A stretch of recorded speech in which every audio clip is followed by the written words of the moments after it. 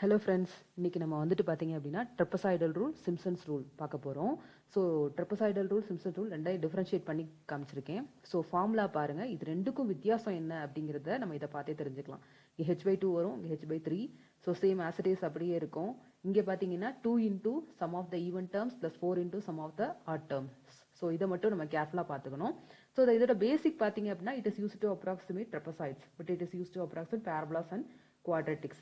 Interval with, அதாவது ஹெச்ங்கிறது தான் interval with. இந்த ஹெச் வேல்யூ எங்கிருந்து எடுப்போம் அப்படின்னு பார்த்தீங்கன்னா பி மைனஸ் ஏ. பி யாரு அப்படின்னு பார்த்தீங்கன்னா upper limit minus lower limit. Upper limit minus lower limit by n. So n is equal to, இங்கேயும் அதே தான், h is equal to b minus a by n. Next வந்துட்டு number of intervals of n. இங்கே வந்துட்டு ஆடாவும் இருக்கலாம், ஈவனாகவும் இருக்கலாம். அதாவது இந்த என் வேல்யூ வந்துட்டு ஆடாவும் இருக்கலாம், ஈவனாகவும் இருக்கலாம். பட் இந்த கேஸில் பார்த்தீங்க அப்படின்னா இது ஈவன் வேல்யூஸாக மட்டும்தான் இருக்கணும். அக்யூரசி பார்த்தீங்கன்னா இதுக்கு மாடரேட் தான், பட் சிம்சன் 1/3 ரூல் வந்துட்டு ஹையராக இருக்கும். ஷேப் ஆஃப் த கர்வ் பார்த்தீங்கன்னா little bit straight line.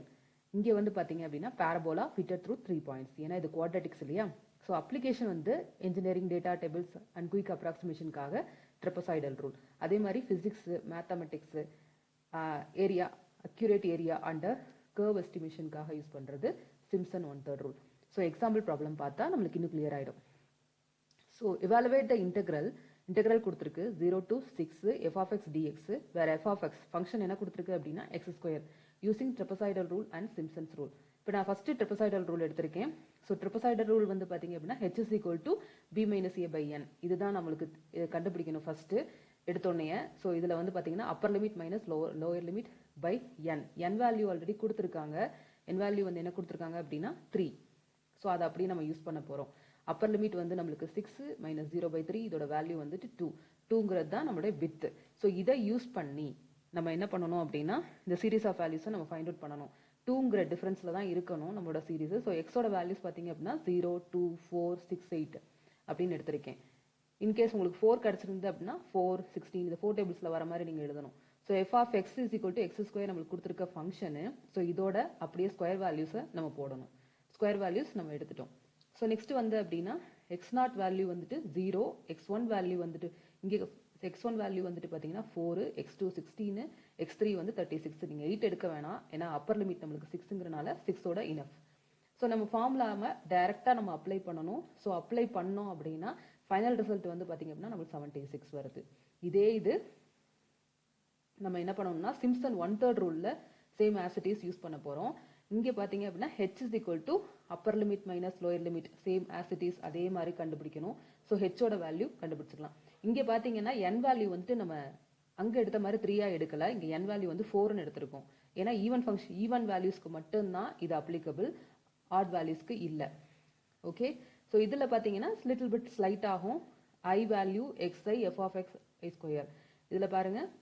So 0, 1, 2, 3, 4 n values வந்துட்டு 4ன்னு கொடுத்துருக்கோம் இல்லையா. ஸோ 4 வேல்யூஸ் நான் எடுத்திருக்கேன். xi அப்படிங்கிறது என்ன அப்படின்னா இந்த h வேல்யூ இன்டூ இந்த i value, h value into i value. இப்போ h இன்டூ 0 போட்டிங்கன்னா 0, h இன்டூ 1 போட்டிங்கன்னா 1.5, h இன்டூ 2 போட்டிங்க அப்படின்னா 3 அதாவது 2 போட்டிங்கன்னா 3, இங்கே வந்து 4.5, 6ன்னு வரும். ஸோ இதோட ஸ்கொயர் வேல்யூஸை நம்ம இங்கே எழுதிப்போம். நெக்ஸ்ட் வந்துட்டு நம்மளோட ஃபார்முலாவில் சப்ஸ்டியூட் பண்ணிடுவோம். ஸோ இங்கே பார்க்க வேண்டிய ஒரே முக்கியமான விஷயம் என்ன அப்படின்னா இங்கே ஃபர்ஸ்ட் வேல்யூவும் லாஸ்ட் வேல்யூவும் அப்படியே எழுதிக்கோங்க. மீதி இருக்கக்கூடிய வேல்யூஸுக்கு ஈவன் ஃபங்க்ஷனா ஆட் ஃபங்க்ஷனானு பார்த்து 2ஆல் மல்டிபிள் பண்ணணுமா 4ஆல் மல்டிபிள் பண்ணணுமா அப்படின்றத மட்டும் பார்த்து எழுதிக்கோங்க. ஓகே, இதில் பார்த்தீங்க அப்படின்னா 1.5/3. ஸோ இதை உள்ளே இருக்கிறது எல்லாத்தையும் நீங்கள் சால்வ் பண்ணீங்க அப்படின்னா உங்களுக்கு கிடைக்கிற வேல்யூ 72. ஸோ நெக்ஸ்ட் வந்துட்டு இதை நார்மலாக நம்ம வந்துட்டு வேற எந்த ஒரு அப்ராக்சிமேஷனும் யூஸ் பண்ணாமல் சால்வ் பண்ணோம் அப்படின்னா நம்மளுக்கு ரிசல்ட் என்ன வருது அப்படின்னு பார்த்தீங்கன்னா இதுதான் நம்மளுடைய ரிசல்ட்டு. ஸோ இப்போ பாருங்கள் 72, இங்கேயும் 72. ஸோ நம்மளுக்கு மேலே என்ன வேல்யூ கிடச்சிச்சு, மேலே என்ன வேல்யூ கிடச்சிச்சு 76 ஐ திங்க். So S 76. அப்போ பார்த்தீங்க அப்படின்னா இதுக்கும் ஒரு டிஃப்ரென்ஸ் எவ்வளோ இருக்குன்னு பார்த்தீங்களா. அப்போ அக்யூரேட்டாக யார் கொடுக்குறா அப்படின்னு பார்த்தீங்கன்னா சிம்சன் ரூல் தான் அக்யூரேட்டாக நம்மளுக்கு கொடுக்குது. ஸோ நம்ம வந்து சால்வ் பண்ண கொஸ்டினில் வந்துட்டு எந்த மெத்தடை வேணாலும் யூஸ் பண்ணி சால்வ் பண்ண சொல்லலாம். உங்களுக்கு எது இன்கேஸ் வந்துட்டு ஓப்பனாக கேட்டிருந்தாங்கன்னா எதை வேணாலும் யூஸ் பண்ணிக்கலாம். இல்லை பர்பஸாக ட்ரெப்பசாய்டல் ரூல் சிம்சன்ஸ் ரூல் கேட்டால் அதை வச்சு தான் நம்ம சால்வ் பண்ணணும். So this is the procedure.